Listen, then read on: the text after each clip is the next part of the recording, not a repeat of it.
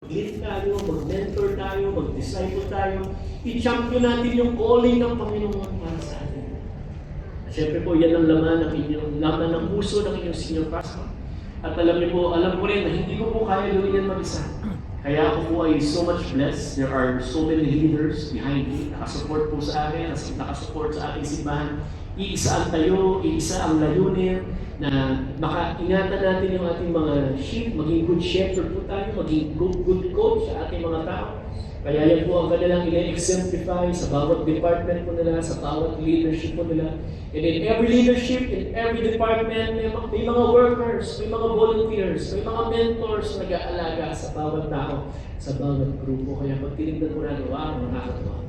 Iisa po ang ating simbahan at patuloy tayo pinagpapala ng ating Diyos. Kaya timing sa ating anniversary week, yung Saturday po na yun, magkakaroon po tayo ng Empowered Night for leaders and workers. So ako, makasama po tayong lahat. We're praying na yung ating 6,000 volunteers ay magkita-kita po dyan. At sa pagsama-sama po natin dyan, tayo po ay mas magiging united pa, maglingkod para sa ating Panginoon Diyos. Dahil kung gusto natin makascore ng goal, kung gusto po natin mangyari yung greatness of born-again Dasmariñas happening in our lifetime, anong kailangan natin gawin? We need to unite. Kaya sabi nga sa kapatid mo, unite. Kailangan mo mag-unite. Kailangan united tayo. Hindi pwede kanya tayo dahil masyadong malaki yung vision. Hindi pwede hiwa-hiwalay. We need to be united. Kaya for the rest of the crowd, for the rest of the congregation, for the members of our church, for the rest of us, anong pwede pa natin gawin? Kaya sabi ko sa next verse, rejoice always. Pray without ceasing. Give thanks. Kaya kung titignan po yung acronym na yan, anong acronym na yan? RPG. Alam niyo po ba yung RPG? Yan, ito po ang itsura ng RPG. Ito po yung ating power. Ito yung ating strength. Ito yung ating sandata. At ano po yung pwede natin maging RPG? Kailangan tayo po ay laging joyful. Tignan mo nga yung katabi ko kung joyful ba yan eh. Kung nakasimangot na naman, ang dami sigurong problema. Ang dami sigurong pressure. Ang dami sigurong labada na naiwan. Umulan pa naman ngayon. Ang dami namin pinagdadaanan. Kaya kaysa nakasimangot tayo, kaysa naglulungkot tayo, kaysa malungkot na naman tayo sa ating buhay, sabi sa salita ng Panginoon, rejoice always. Kung ano man ang pinagdadaanan mo sa buhay, ano mang problema yan, ano man ang nagpe-pressure sa buhay mo ngayon, you can rejoice always. Bakit? Dahil ito po, sabi sa salita ng Panginoon, my brethren, count it all joy when you fall into various trials. May trials ka ba ngayon? May pinagdadaanan ka ba ngayon? May persecution ka ba ngayon? May tribulation ka ba? Ano bang problema na meron ka ngayon? Itong mensahe na to ay para sa iyo. If you are in various trials, knowing that the testing of your faith produces patience, but let patience have its perfect work, that you may be perfect. You may be complete. You may lack nothing. Yan pala ang plano ni Lord para sa iyong buhay. You are being prepared for greatness.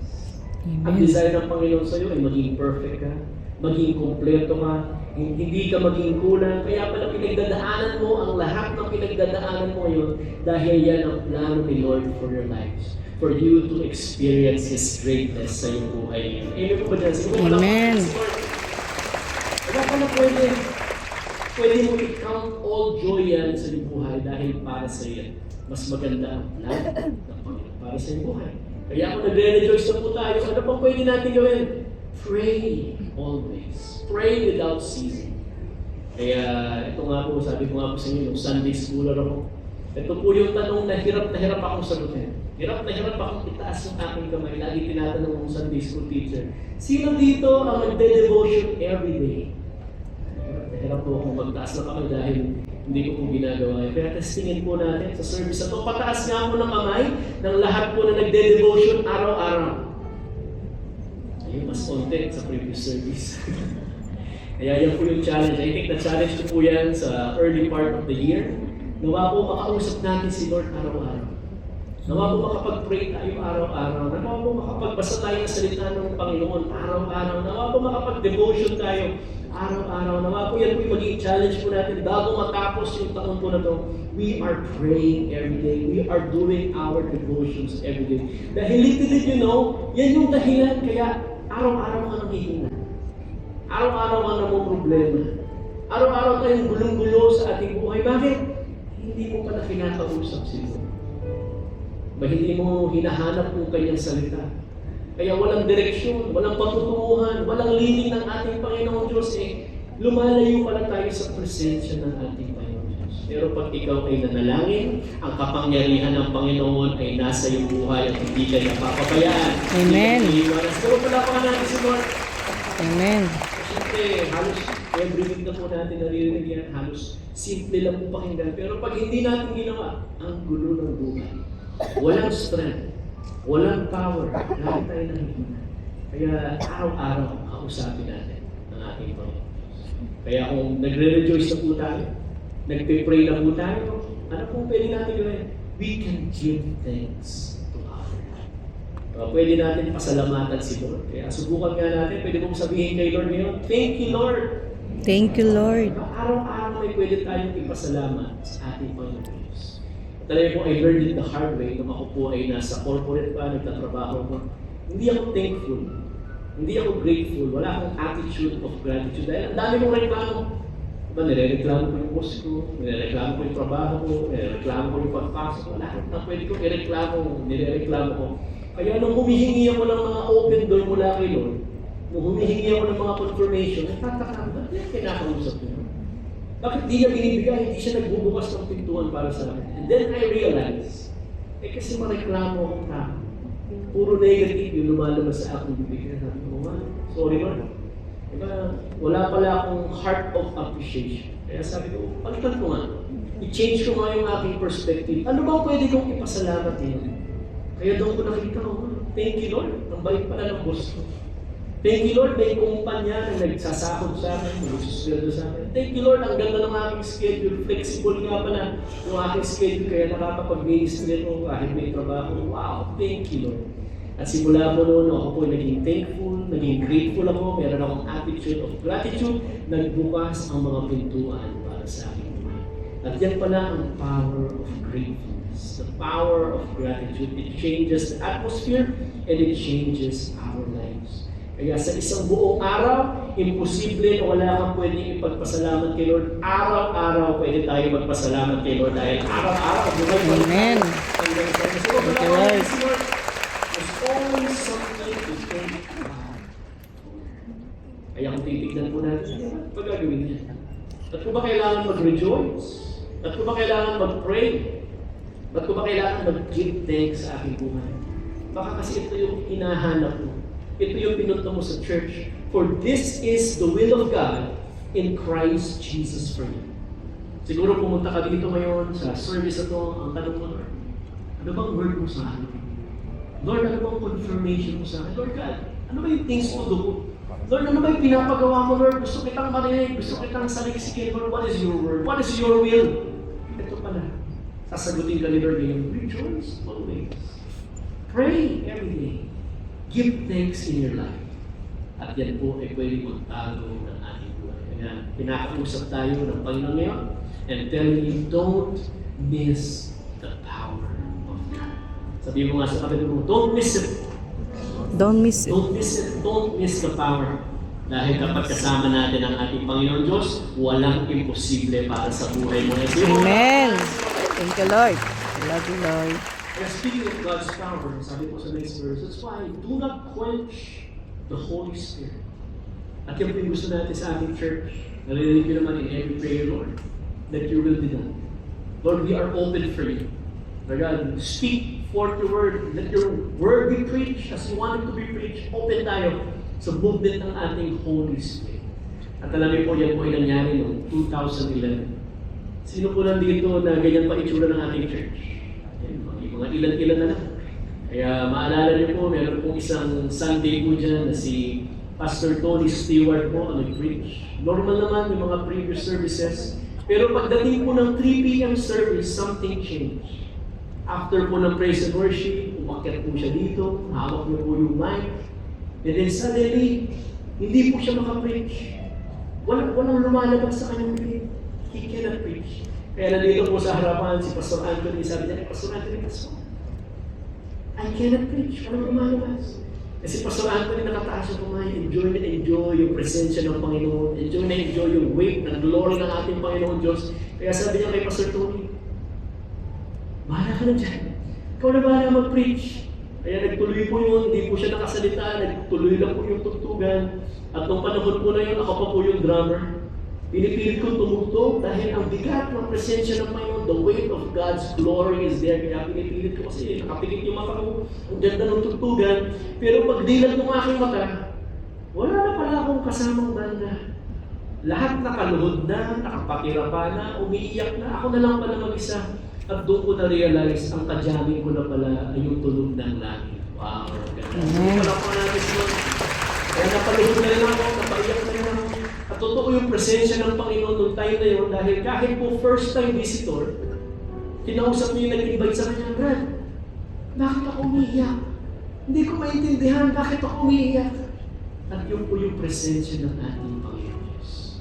At yung presensya ng ating Panginoon Diyos ay hanggang sa ngayon nandito sa ating simbahan. Kaya tayo ay usap, pinagpapala ng ating Panginoon. Hindi mo pala maaaring sa Lord. That's why we allow God to interfere.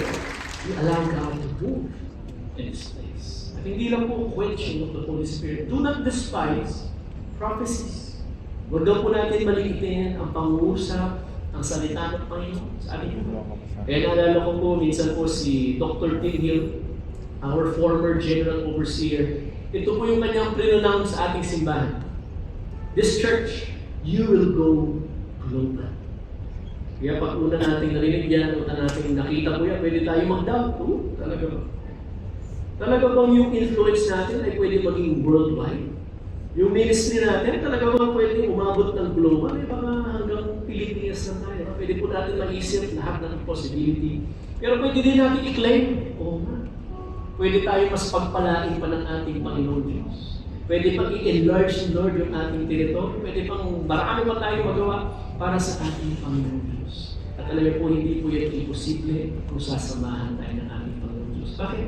Paano ba tayo nagsimula? Nagsimula lang tayo dito sa Dasma. Born again Dasma lang ang sinisigaw natin. Ngayon, buong Pilipinas, sinisigaw na Born Again Pilipinas para sa ating Panginoon Diyos. Ito mo pala natin si Lord. Ayaw ko natin malikitin ang salita ng ating Panginoon Diyos sa ating buhay, sa ating simbahan. Sa pagtiwala niya sa atin sa maliit, tayo po ay mas kaya pang pagkatiwalaan ng ating Panginoon Diyos. Kaya sabi ko sa next verse as well, test all things. Dahil warning din yan sa atin ng ating Panginoon Diyos. Dahil marami pong pwede mag-demonyo sa atin. Marami pong pwede mag-confuse sa atin. Marami pong pwede maglito sa ating buhay. Pwede din ang sabihin, sabi ni Lord, pero hindi naman pala. Kaya test all things. Kaya napaka-importante, araw-araw natin kinakausap si Lord. Araw-araw tayo nananalangin. Araw-araw tayo nagbabasa ng Biblia para hindi tayo maligaw. Lagi tayong tinta sa ating Panginoon Diyos. Kaya kung naghahanap ka ng pangahawakan ngayon, ito pala yung pwede natin hawakan. Hold fast to what is good. Hold fast to the goodness of our God. Panghawakan natin, di ba, na-experience na natin yung kaputihan ng Panginoon, huwag na natin bitawan ng ating Panginoon Diyos. Kaya kung isasummarize mo natin yan, ito ang sinasabi ng Panginoon para sa atin, just stay in God's presence. Just stay in God's presence. Kaya pataas nga po ng kamay na naka-experience na ng matinding presensya ng Panginoon sa kanyang buhay. Sige po pala ang pangalan si Lord, diba? Grabe! Napakasarap! Hindi mo mag-compare to anything in this world. Napakaganda ng presensya ng ating Panginoon Diyos. Kaya kung natikman mo, you've tasted and seen the goodness of our God. Stay. Pakisabi sa katabi mo, stay. Stay. Wala nang iwanan. Wala nang alisan. Nothing compares to the presence of God. Kaya paano po tayo mas magsistay sa presence of Lord? That's why sabi po sa last verse, abstain. Ano po yung abstain? Abstain from evil. Kaya pag tinignan po natin yung word na abstain, in Greek, pwede pala siyang hatiin into two words. The first word is apo, and the second word is echo. And apo means off, and echo means to have and to hold. Ano daw yung dapat nating bitawan na? Diba, hindi na dapat natin panghawakan yung evilness. At ganito po yung itsura ng evilness of this world. Diba, paglabas po natin dito, na naman ito yung mundo madumi. Ito yung mundo na full of darkness, full of corruption, full of depression, negativity. At kung tayo yan, di ba, babalik tayo sa mundo, di ba, nakakatakot, nakaka-depress, nakaka-anxious, kung ano-ano yung nararamdaman po natin, nakakapagduda sa ating buong buhay. Kaya pag tayo ay nasa kalagitnaan ng lahat ng yan, ano yung pwede natin gawin? Kung may dapat tayong bitawan, yung mundo, yung sinfulness, ano naman yung dapat nating maghawakan? Ang pwede na lang natin hawakan ay yung kamay ng ating Panginoong Diyos. At kapag hinawakan natin si Lord, hindi ka niya iiwanan, Thank you, Lord. hindi ka niya bibitawan, hindi ka niya papabayaan. He is preparing you for greatness. Hallelujah. Pero pagka pahawak mo na si Lord, lahat ng takot mawawala. Lahat ng fears, lahat ng worry. Dahil nandyan si Lord, siya ang nag-shield sa atin sa lahat ng pag-iiban. Kaya kung titignan po natin, kung sa-summarize po natin lahat ng pinag-usapan po natin, 17 points. Para saan po yan? Saan ka hinahanda? Hinahanda ka ni Lord, pine-prepare ka na hindi ka bibitaw sa ating Panginoong Diyos. And just telling you today, just hold on to Jesus Christ today. Amen po ba dyan? Hindi mo palang Amen. Kaya ngayon po, ito ang pinagdadaanan mo. Ano bang problema yan? Ano bang takot yan? Ano bang persecution yan? Ano bang tribulation yan? Ikaw ba ay dumadaan sa sakit? Ang demonyo ba ay tinitempt ka ngayon? Ano bang pinaglalaban mo ngayon? Ikaw ba ay namatayan ngayon? Ano bang experience na pinagdadaanan mo ngayon? Sinasabi sa iyo ni Lord, ito lang kailangan mong maalala ng service. Just hold on to Jesus. Umapit ka lang ng mahigpit sa ating Panginoon dahil si Lord lang ang kaya magligtas sa buhay mo ngayon. Amen po ba? Amen. Walang panalo sa Lord. Bakit ka kapit?